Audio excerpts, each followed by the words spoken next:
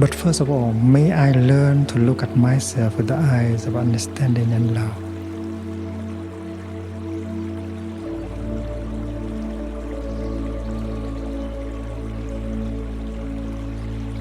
Many people cannot accept themselves. They are at war with themselves. They dislike themselves. They want to run away from themselves.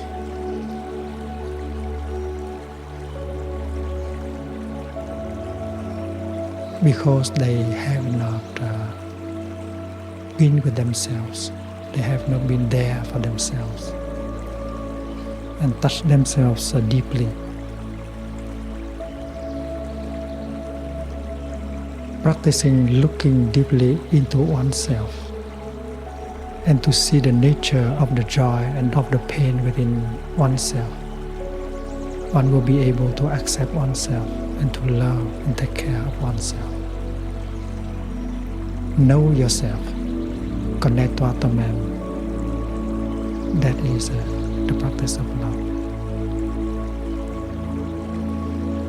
If we look deeply into ourselves, we find out the conditions that have made ourselves.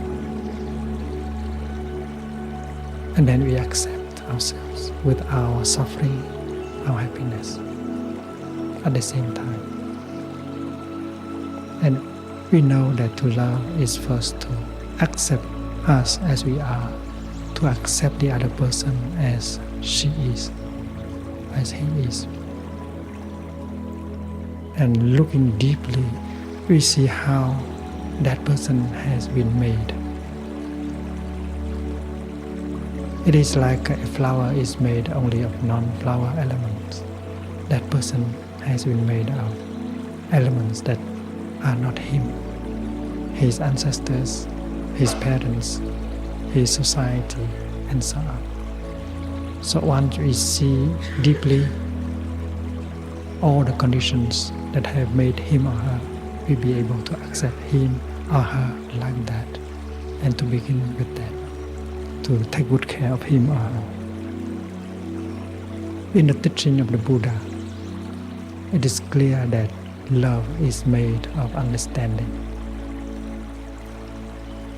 If you don't understand, you cannot love. If wife and husband do not understand each other, it's not possible for them to love each other. If father and son do not understand each other, they will not be able to love each other. To understand is to see all the difficulties, all the pains, all the problems the other is having. Also the aspiration, the hope of the other person. If you ignore the suffering, the difficulties, the aspiration of the other person, how can you love him or her? So you may need the other person in order to understand him or her more. So as a true lover, you can always go to the person we love and ask for help. Darling, I want to love you and make you happy, but I do not understand you by myself alone. Please help. When you love someone, and if you do not understand him or her, you make him or her suffer more. It is always true. A father loving his son, but not understanding his son, will make his son suffer. And that is why a father as a lover has to come to his son and ask, my son, do you think I understand you enough? Is my love making you suffer? And the husband has to ask the wife the same question. Because our love may be suffocating for the other person. Our love may be just a prison for him or for her. Because we don't understand. We have not had enough understanding of the person we love. And understanding is the fruit of looking deeply.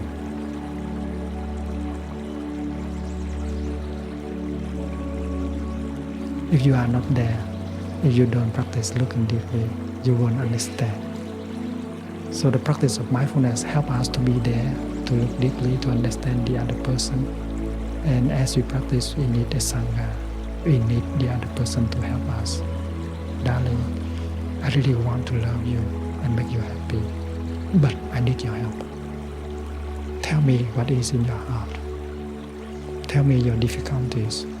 Tell me whether my way of loving is make you happy or unhappy. That is the language of true love. And we know that in true love there is no pride. You need the other person in order to love properly and deeply. And that is also a treaty that the two people have to sign. As we love each other, we need each other's help. Pride cannot stand on our way.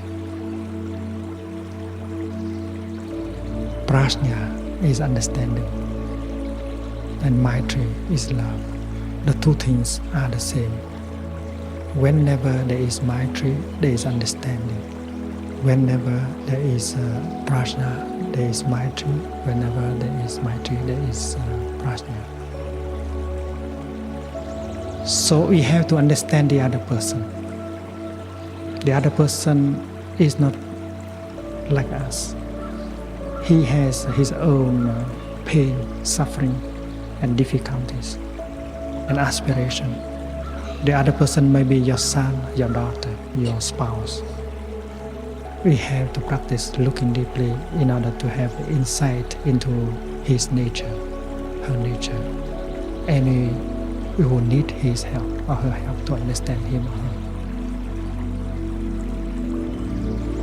May I be free from disturbance, fear, anxiety, and worry. There are things in us that disturb us, that prevent us to be peaceful, to be happy. Like our anxiety, our worry. We worry too much. We are anxious about many things. We don't know what will happen to us tomorrow, after tomorrow. And the Buddha said that the future has not yet come. The past is already gone. There is only one moment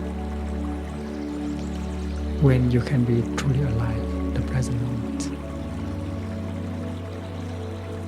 If we practice looking deeply into the present moment, we will see that the present moment is made of the past moment. And the present moment is the substance with which the future will be made. And touching the present moment, we can touch the past, and we can touch the future.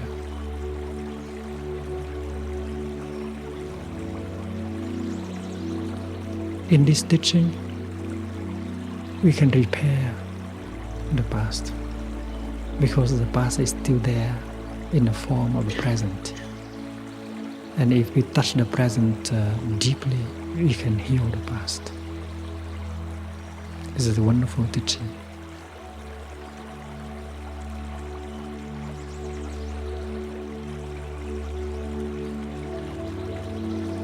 Suppose in the past I said something not very kind to a person and made her suffer.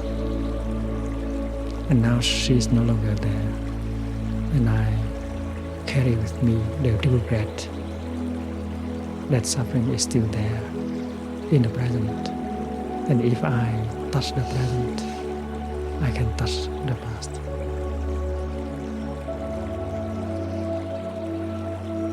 So touching deeply the present, I breathe in and out, and I smile to the person.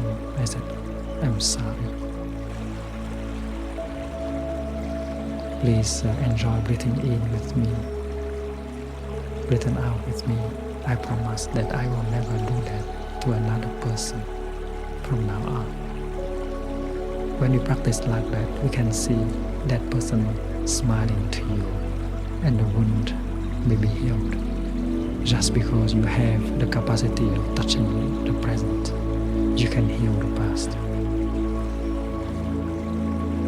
You can always begin anew with the present moment.